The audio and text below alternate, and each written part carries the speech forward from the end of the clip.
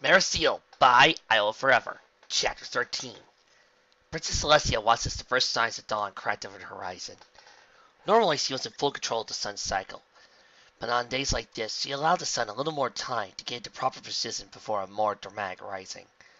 She sighed and turned away, her attention shifting to the upcoming ceremony. Sister! Celestia looked up and saw her younger sister enter, the dark alicorn looking slightly fatigued from preparations. You seem stressed. No, I'm fine. You were always a terrible liar. Now tell me, what is troubling you? I don't know, really. I've always been troubled around this age, but this year I feel something's wrong. Like what? I don't know. That's what scares me. Can you imagine that?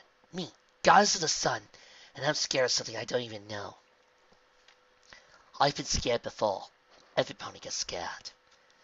Went across the room and laid a hoof on her elder sister's shoulder. Do not worry. I am here by your side, and you should be troubled. Celestia placed her hoof on her sister's and smiled. Thank you, Luna. Come! We mustn't leave the ponies waiting. The younger princess nodded and followed her sister out.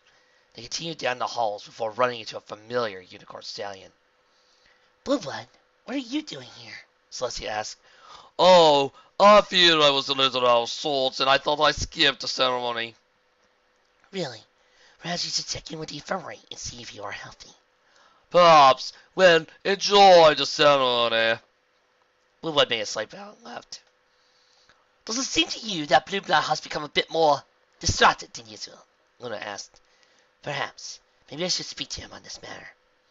You have known him longer than I have. I believe you are a better judge than I am. Maybe you should talk to him more often. He's your nephew as well, too. I am aware of that, sister, and I have tried to be personable, but he seems too distant, like he's been trying to avoid me wherever I'm present. Then perhaps he should be more assertive. Oh, and me being assertive has gone over so well with the castle staff. Give it time. Sonic found a beautiful spot from which to overview the final stages of his plan. From here, he could see the entirety of the celebration, specifically the large stage where Princess Celestia would be most exposed. He smirked as an image of the white alicorn falling from the sky, fatally wounded by some spell cast by her beloved sister's guards. And then the honor guard would have to investigate, and then you would have to go into this whole entire shebang about what it means to be a guard, what it means to fight, and... Oh, sorry, as I said, I haven't read the sequel to Honor Guard, and I kind of really want to get to doing that. Best not get up in the guillotine now, he thought. I may become distracted and lose my opportunity. His horn glowed, and from the next room came one of Luna's guards, his eyes unfocused and dull. You know your task. Yes, General. Good. Get into position and wait until Celestia has fully raised the sun. And remember to position yourself where every pony can see it was you who killed the princess. Yes, General. Go, now. The guard bowed and left while Zod focused back onto the scene before him. Are you sure you prefer standing there? Tia, I know you're stressed and nervous from the ponies might react negatively, but this is your celebration, not mine. Don't say that, Luna. This is as much your celebration as it is mine. It's supposed to show the two of us together, leading the ponies of Equestria. Besides, if you stay here, then every pony will think you're some brooding overlord if you stand over to one side where no pony near you. How do you think ponies still see me? How do you know ponies still see me as an overlord? Celestia blushed. Well, I'll explain once my duties for today are done. Luna nodded while Celestia turned towards the stage. Good luck, sister, Luna called. Celestia smiled and climbed up the stairs leading to the main part of the stage. A triumphant fanfare greeted her as she stepped out into the early dawn light.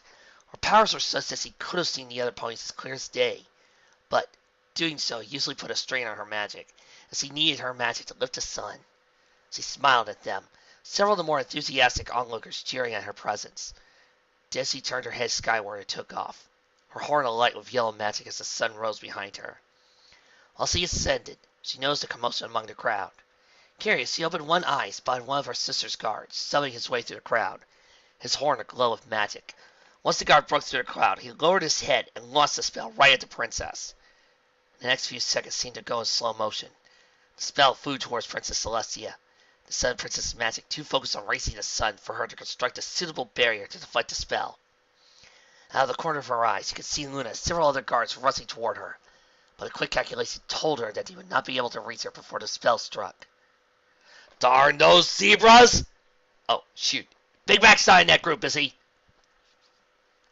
Just before the spell hit her, however, a second force slammed into her side, knocking Celestia out of the way of the incoming spell. She tried to twist around to see what had hit her, but her vision was blurred just before her and her attacker slammed into the ground. A massive cloud of dirt and rubble blocking her vision and knocking her coordination off. Once the dust cleared, Celestia twisted and saw Mare dressed in a blue suit and red cape standing over her. The Mare was panting heavily, her entire body quivering. Celestia tried to say something, but the Mare turned and took off towards the crowd, while Luna and the other guards raced towards Celestia. "Sister, are you all right?" Luna cried as she rushed to Celestia's side. "Yes, I am fine." Celestia pulled herself up from the ground and flared her wings to attempt to dust herself off. "The more important question is why one of your guards attacked me. I would never order such an act of treason. That god was acting beyond my jurisdiction." I hate the Brett cut in. Both princesses turned and saw the Mare coming back to them. The offending guard clutched their foreheads. "But this guard has been brainwashed." "Brainwashed? That's a serious accusation you are making there. And saying that you're not a unicorn, you may have mistaken something more mundane for brainwashing." "True." The Mare dropped the guard to the ground and backed up. "I wanted you to check to confirm my suspicions." "Is there something you're trying to hide from me?" "Possibly, but what we better do is discuss in private." Celestia merely nodded, tapped her horn against the guard's forehead. A small pulse of magic surrounding the guard's head. At first she found nothing, but soon she found a small buildup of mental suggestions before stumbling upon a massive concoction of magic. She withdrew her magic and faced her sister and the other Mare. "I guess you were right. Do you have any idea who could have done this?" "I have a few ideas. With your permission, I would like to apprehend them." "You are asking for permission? Why?" "I don't want to be your enemy, Princess. Going off on my own world would violate the trust between us and make me seem like I don't respect you. You are in control here, not me. You must decide how you wish to go about this." There was a pause before Celestia smiled. "I admire your respect for my position, but in the future, you don't have to ask for my permission. We'll discuss terms once the situation is under control." "Of course." The Mare nodded, took out towards Canterlot Castle. Luna watched her leave and turned to Celestia. "I play a role in this, right?" "Of course, Luna. Now gather your guards and clear the area, then begin searching for any pony that might be brainwashed." "Yes, sister." Rainbow Dash raced towards the castle, searching for her target. She swept her vision across the castle several times before finally spotting Zod in one of the arched hallways near the courtyard. She adjusted her flight pattern so she was aiming right at him and dove down, putting as much speed behind her before striking the wall. The masonry shattered under the impact as she tackled Zod, the 2 ponies careening through the next wall into the courtyard. Rainbow Dash managed to recover first, but Zod was less lucky and hit the guard with enough force to leave a sizable indent. "You've lost, Blue Blood!" "Woo! Superhero landing!" "Princess Celestia is still alive." "I have grown to hate that name over the past 5 years," Zod growled as he pulled himself back to his hooves. "As for failing, I should have anticipated that. I should have killed you quickly when I had the chance, instead of leaving you to die in that canyon." "For somebody who claims to be a big general, you aren't very good at making plans." This only drew a snarl from Zod. He lunged forward and tackled Rainbow Dash, the two hitting the ground once more. He reared up and slammed his hooves into her chest, but she countered by grabbing his head and twisting her body, knocking him to the ground. Before he could recover, Rainbow Dash pounced on him and landed 3 hits before he bucked her into a nearby wall, sending bits of stone raining down on her as he pulled himself from the wall. Zod thrust forward to attack again, but Rainbow Dash spun and bucked outwards, her legs catching him in the chest and knocking him across the courtyard. "Impressive," Zod said as he stood up. "Your fighting skills seem to have grown over the past few hours." "How do you know I wasn't just holding back the last time we fought?" "You paint yourself as a hero. A hero never allows themselves to be defeated so easily by their opponents. If I was anybody else, I would find your attempts at strength to be endearing, but now I find them annoying." The two circled, trying to find an opening. "Why, though? You could have just been like me, and every pony would love you." "That would not be enough.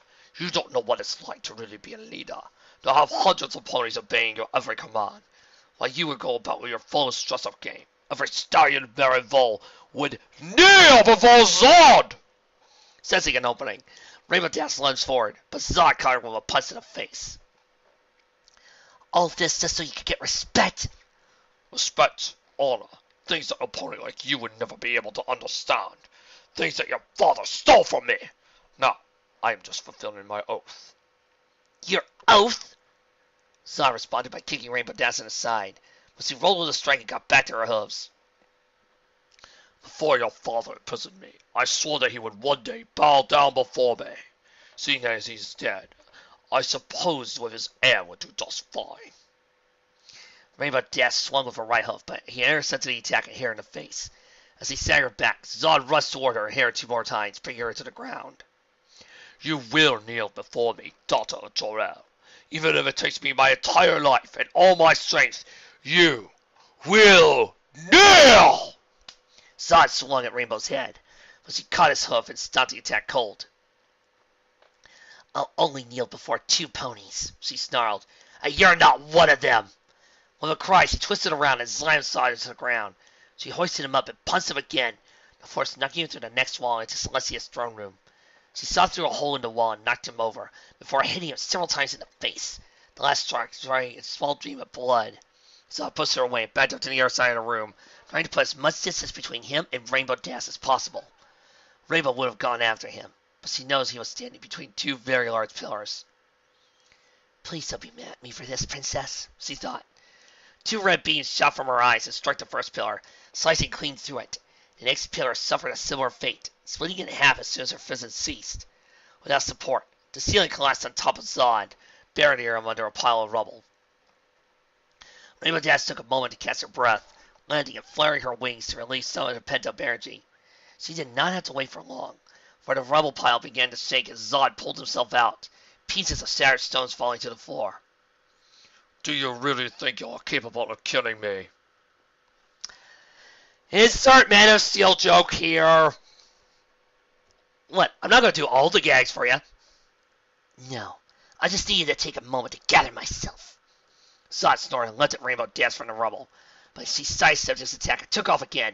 He swung around trying to attract his opponent, but Rainbow Dash swooped around and hit Zod to the side, knocking him back into the pile of rubble.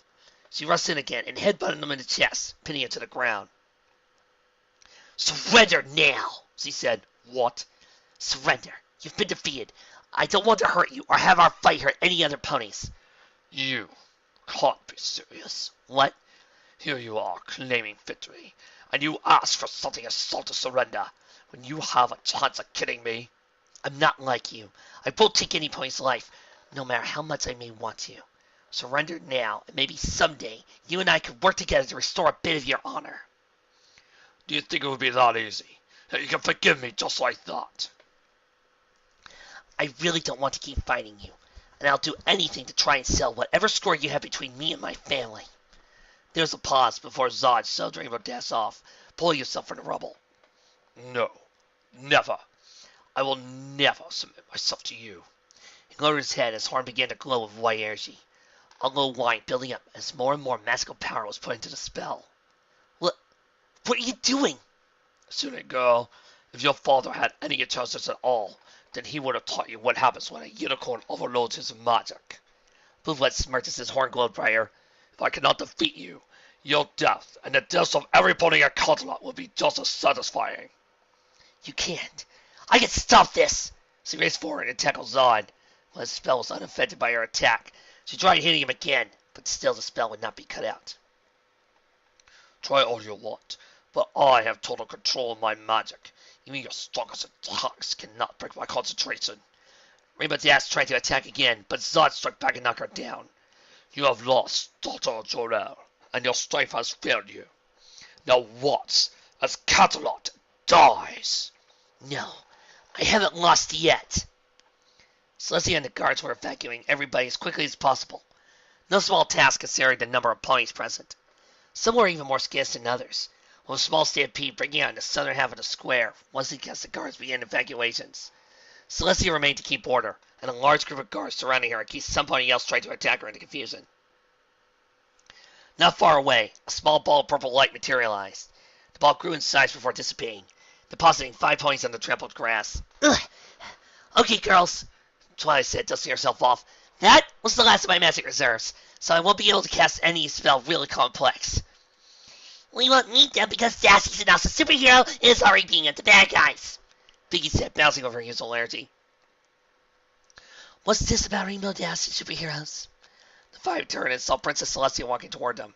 Biggie was about to stop up her explanation, but Applejack jammed her hoof into tiny pony Pink's mouth. Nothing, Princess, Twilight began. It's just that, well, Rainbow Dash is Supermare, isn't she? There was a long pause before Celestia spoke again. Luna's gonna be so disappointed when she finds out. Wait, that's it? I suppose it wasn't that much of a mystery since Rainbow Dash has confronted me about her powers. Honestly, I couldn't think of a better pony to be Supermare. But what does Luna have to do with this? Ask her next time you see her, but I would prefer you not tell her about Supermare's identity. He won't, Pinky said. Twilight and the others ignored her. We have to see if she's okay. Where did she go? Towards the castle. If you hurry, you may be able to. There was a cross for the castle, and the 6 points once as a red and blue streak shot through the roof. It's her! It's Supermare! Pinky cried. But what's he doing? Rainbow Dash flew as fast as possible. Canterlot and Equestrian streaking away as she climbed, and the four hosts, struggling to get free, was Zod, horns still glowing with power. You would willingly sacrifice yourself for these Equestrians, he shouted over the rustled wind. Yes. But they're of no use. A service maybe, nothing more. My father sent me as a guardian, not a conqueror. Yet another failure on his part. You could have been more than some costume fool. You could have been a great leader. You would have been a god. Why are you throwing this away for mere weaklings? Because I love them. Rainbow Dash pulled Zod up so she was eye to eye to her. They raised me from when I was a foal. They showed me all that's good in the world, and they were by my side throughout my life, encouraging me, covering me as I grew. They never abandoned me, or said I wasn't worth it. Not when I failed my first fighting exam, not when my father died, not when I fought against Nightmare Moon or Discord, never! They made me the mayor I am today, and I am grateful I have such great ponies surrounding me. And you know what? They accept me for who I am. I don't love them because they see me as a god. I love them because they see me as Rainbow Dash! Why wasn't this speech in the movie? And you are just as weak as they are. I am not weak. Rainbow hoisted Zod over her head and drew back over her right hoof. I am Supermare! She swung forward, her hoof striking Zod in the chest with enough force to shatter mountains. Thus is Zod's magic overloaded. I would have also taken this response. I am a man! There was a roar as a mass of white dust exploded across the sky, shattering windows as far away as Appaloosa, and nearly blinding all the ponies below. Clouds were vaporized, and any Pegasus that happened to be flying nearby was knocked from the sky. Twilight squinted up at the sky as light disappeared, searching for any signs of Rainbow Dash.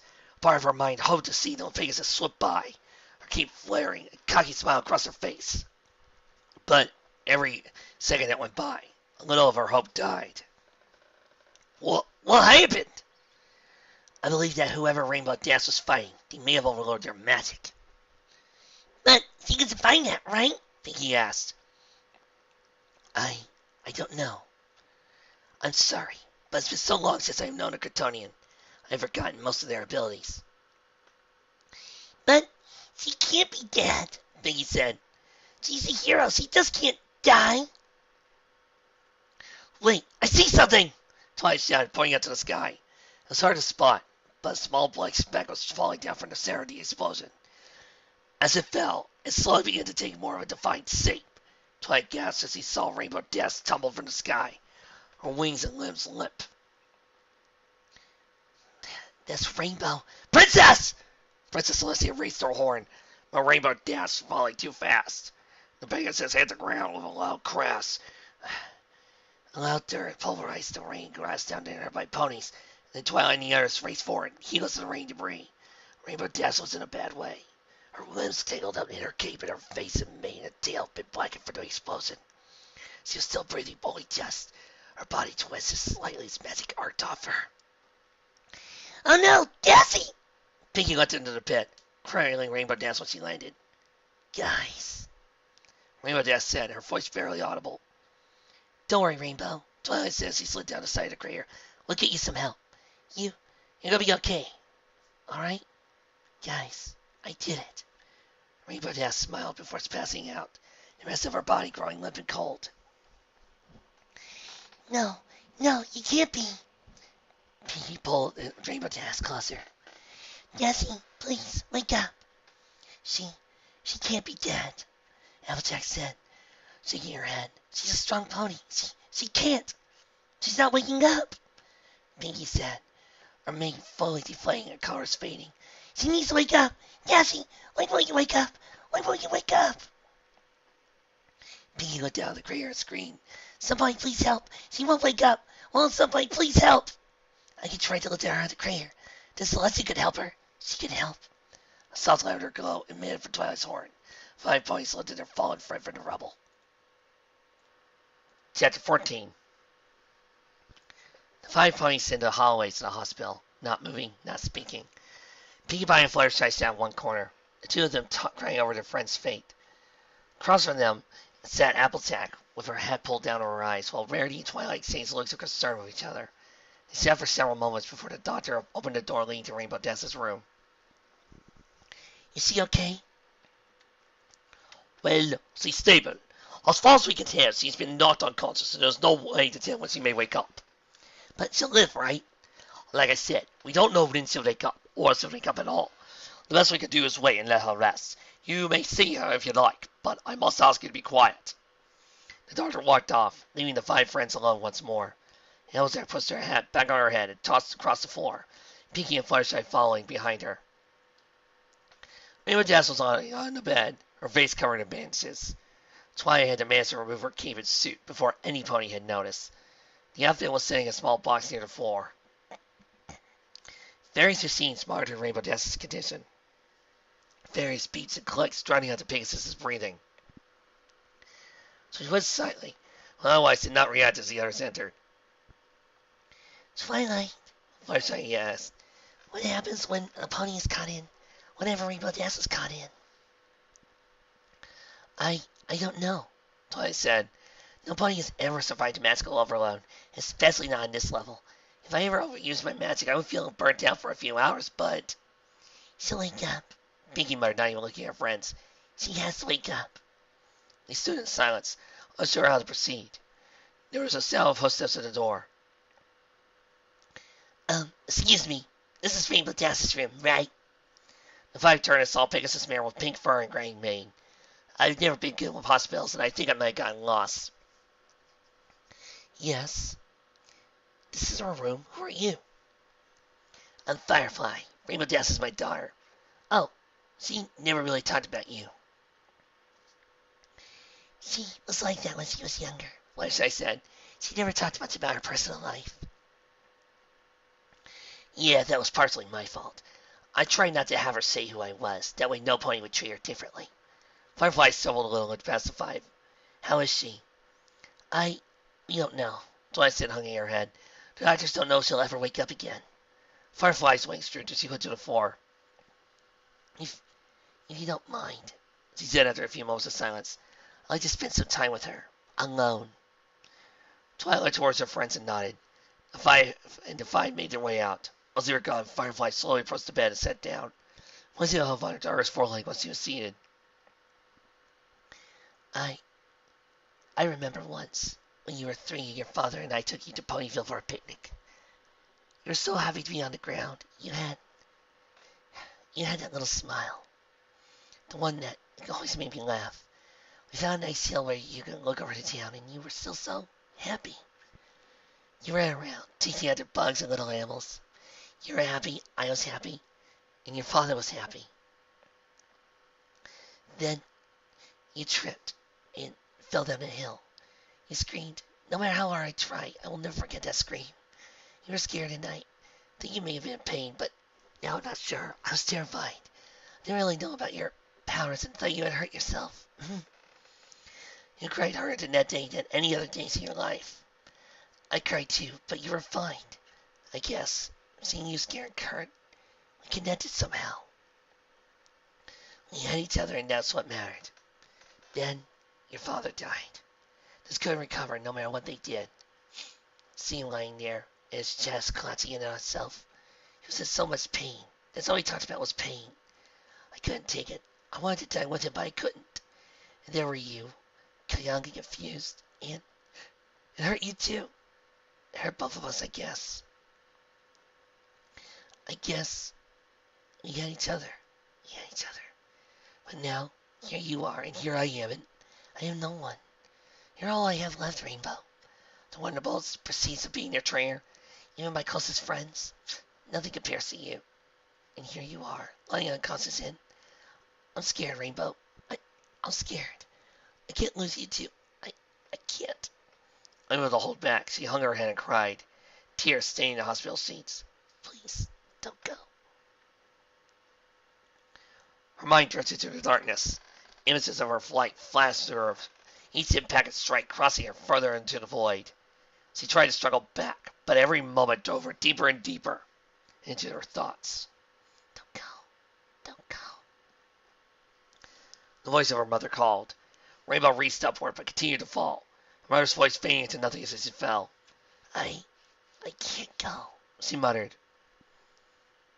No, you can't go. A voice echoed through the void. And it was before her as she saw Jor-El, the unicorn's eyes filled with remorse. You're not finished. Not finished? Equestria still needs a protector. I cannot allow them to lose you. Not yet. Not like this. But how? You're strong, my dear Kara. Not just physically, but in your heart.